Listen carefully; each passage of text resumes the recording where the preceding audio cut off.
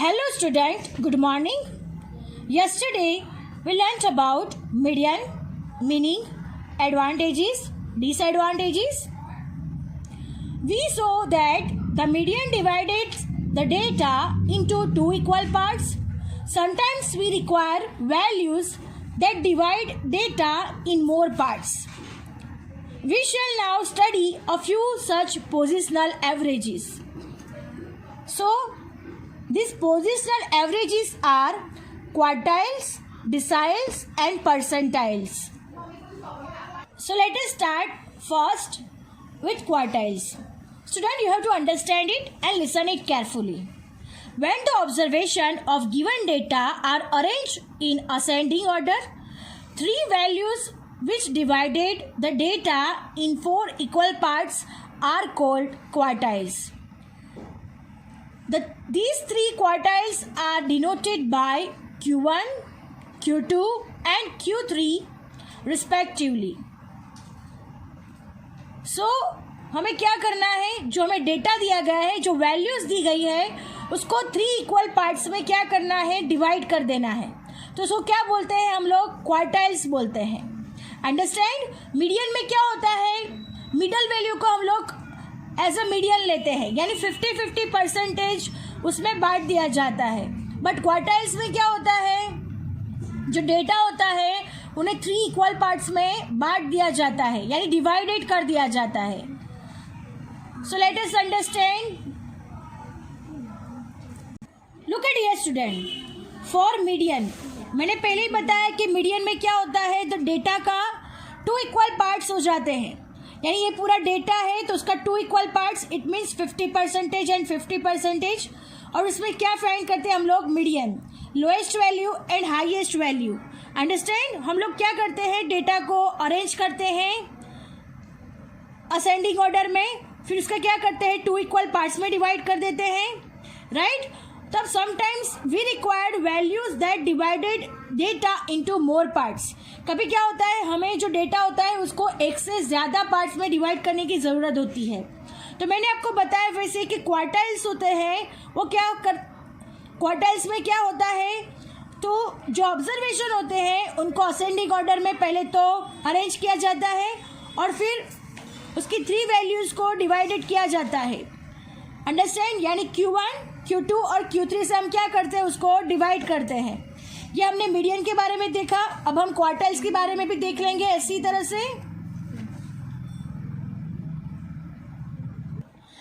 Now for quartiles.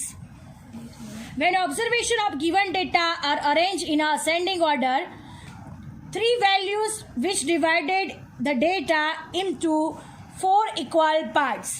यानी three ऐसी value होती है जो डिवाइडेड करती है डेटा को फोर इक्वल पार्ट्स में. Four equal parts means 25%, 25%, 25% and 25%. Three values Q1, Q2 and Q3 divided in four equal parts, यानी फोर इक्वल पार्ट्स में थ्री वैल्यूज डिवाइड करती है किसको, डेटा को. Understand. This is called the lowest value because हमें arrange करना है ascending order में, and this is called the highest value. Understand. तो ऐसे हमें क्या करना है, क्वार्टाइल्स कैसे होता है, तो three values divided the data into four equal parts. Understand. तो ये हमारा क्या हो गया, क्वार्टाइल्स हो गया. Understand. Now moving to the next point, decile and percentile. Now next, deciles. Suppose the observation are arranged in the ascending order, 9 values which will divided the data into 10 equal parts are called as decile. यानी यहाँ पे क्या होता है, 9 values होती है जो 10 equal parts में डेटा को क्या कर देती है, डिवाइड कर देती है. उसको क्या कहा जाता है, deciles. Understand. What is the meaning of deciles. So 9 values which will divide the data into 10 equal parts are called decile. Understand. Then moving to the next, percentiles. Suppose the observation are arranged in a ascending order. The 99 values which divide the data into 100 equal parts are called percentiles. यानी 99 values है जो 100 equal parts में data को divide करती है, उसको क्या कहा जाता है? परसेंटाइल्स। अंडरस्टैंड? क्वार्टाइल्स में क्या होता है? तो 4 इक्वल पार्ट्स 3 वैल्यू से डिवाइड होते हैं। डिसाइल्स में क्या होता है? तो 9 वैल्यू से 10 इक्वल पार्ट्स डिवाइड होते हैं।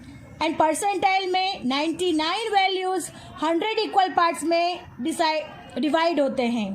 अंडरस्टैंड? मीडियन में 50-50% होता है, क्वार्टाइल्स में 4 इक्वल पार्ट्स, डिसाइल्स में 10 इक्वल पार्ट्स एंड परसेंटाइल्स में 100 इक्वल पार्ट्स।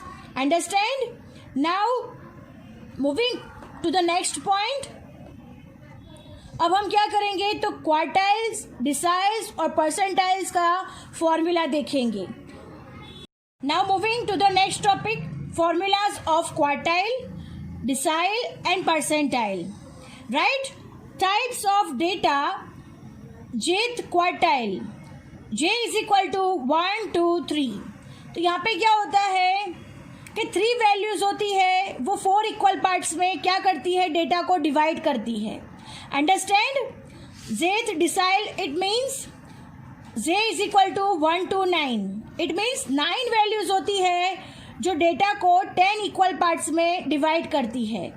एंड नेक्स्ट, जेथ परसेंटाइल यानी 1 to 99, 99 वैल्यूज होती है जो डिवाइड होते हैं 100 इक्वल पार्ट्स में, डेटा को क्या करता है? डिवाइड करता है। Understand? Types of data, raw data and discrete frequency distribution. We all know that students कि डेटा 2 टाइप्स का होता है। First raw data, discrete frequency distribution, और दूसरा होता है continuous frequency distribution. So students, quartile, decile और परसेंटाइल्स का फॉर्मूला रो डेटा के लिए डिफरेंट है और कंटिन्यूअस फ्रीक्वेंसी डिस्ट्रीब्यूशन के लिए भी डिफरेंट है। तो सबसे पहले हम लोग क्वार्टाइल, डिसाइल और परसेंटाइल का जो फॉर्मूला है for the raw data and discrete frequency distribution के लिए पहले हम लोग ये फॉर्मूलाज देखेंगे। So jth quartile, J is equal to 1 to 3, यानी 3 वैल्यूज 4 इक्वल पार्ट्स करती है ऑब्जर्वेशन के। So Q1 is equal to value of the J n+1 divide by 4th observation. So हमने ये फॉर्मूला देख लिया है, J in bracket n+1 divide by 4th observation. So what is the meaning of J? J is equal to 1, 2 and 3. अगर हमें question में Q1 find करने के लिए बोला है तो J हमारा क्या हो जाएगा? 1 हो जाएगा। अगर हमें Q2 फाइंड करने के लिए बोला है तो J हमारा क्या हो जाएगा? 2 हो जाएगा। अगर Q3 फाइंड करने के लिए बोला है तो Q3 हमारा क्या हो जाएगा? 3J. So n is equal to total number of the observation हो जाएगा। So n+4 divide by 4th observation. Understand? Now moving to the next, jth decile. Deciles में क्या होता है? 9 वैल्यूज होते हैं जो डिवाइड करते हैं 10 इक्वल पार्ट्स को। So value of the DJ यानी डिसाइल, J यानी हमें जो फाइंड करना है वो, यानी D1 फाइंड करना है, D2 फाइंड करना है, D3 फाइंड करना है। तो J का मीनिंग क्या हो जाएगा? अकॉर्डिंग टू द क्वेश्चन अगर हमें D2 फाइंड करना है तो J हमारा क्या हो जाएगा? 2 हो जाएगा। Understand? So value of the J n+1 divide bye 10th observation. 10 किसके लिए? तो 10 इक्वल पार्ट्स में डिवाइड डेटा होता है डिसाइल्स में। That's why n+1 divide bye 10th observation. Understand? Now moving for the next, jth percentile. J is equal to 1 to 99 because 99 values data को divide करते हैं 100 इक्वल पार्ट्स में। So PJ, P मतलब percentile, J मतलब जो मैं find करना है वो। Value of the J bracket में n+1 divide by 100th observation. Understand? So हमें J जो हमें फाइंड करना है वो n यानी total number of the observation +1 divide by 100 because 99 values 100 equal parts में डेटा को क्या करता है, डिवाइड करता है. सो ये हमारा क्या हो गया, this are the formulas for raw data and discrete frequency distribution. Understand. Now moving to the next, continuous frequency distribution. उसके लिए भी डिसाइल, परसेंटाइल और क्वार्टाइल्स की फॉर्मूला डिफरेंट है. सो सबसे पहले क्वार्टाइल के लिए फॉर्मूला है class of Q J is equal to class of the J bracket में n/4 ऑब्जर्वेशन. उसका फॉर्मूला है Q J is equal to L plus J n/4 minus C F divide by F into C. What is the meaning of L? Lower boundary point of class of Q1, Qj. Cf is equal to cumulative frequency of the class prior to class of Qj. F is equal to frequency of the class of Qj. Then next, C is equal to length of a class of Qj. Understand? तो जब हम ये sums count करेंगे तब ज़्यादा से understand होगा कि किसको एल बोलते हैं, किसको सी एफ कहते हैं, किसको एफ कहा जाता है. सिर्फ आप लोग आज ये फॉर्मूलाज ही लिखें और उसको अंडरस्टैंड करें कि L is equal to lower boundary point of class of Q J, C F is equal to cumulative frequency of the class prior to class of Q J, frequency is equal to frequency of the class of Q J, and C is equal to length of class of Qj. Understand? This is the formula for quartile. Now moving for the next, class of DJ. It means deciles. Class of the J bracket में n/10th observation. Then DJ is equal to D is for decile, L plus J n/10th minus CF divided by F into C, where L is equal to lower boundary point of class of DJ, CF is equal to cumulative frequency of class prior to class of DJ, F is equal to frequency of the class of DJ, and C is equal to class length of a class of DJ. This is the formula for decile.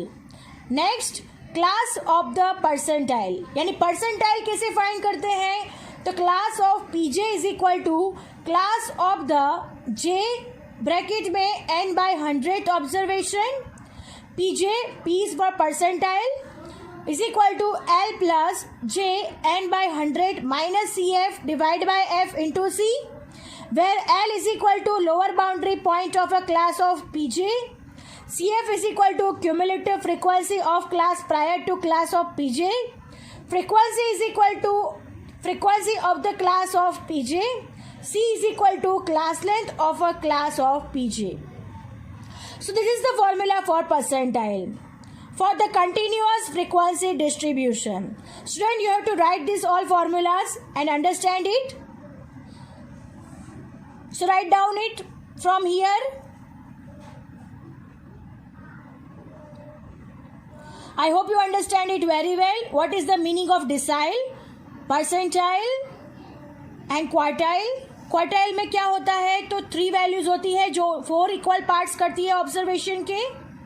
Deciles में क्या होता है, तो 9 values होती है जो 10 equal parts करती है ऑब्जर्वेशन की. और परसेंटाइल्स में क्या होता है, तो 99 वैल्यूज होती है जो 100 इक्वल पार्ट्स में ऑब्जर्वेशन को क्या करती है, डिवाइड करती है. Understand? I hope you understand it very well. Our lecture is also over here. Thank you, students.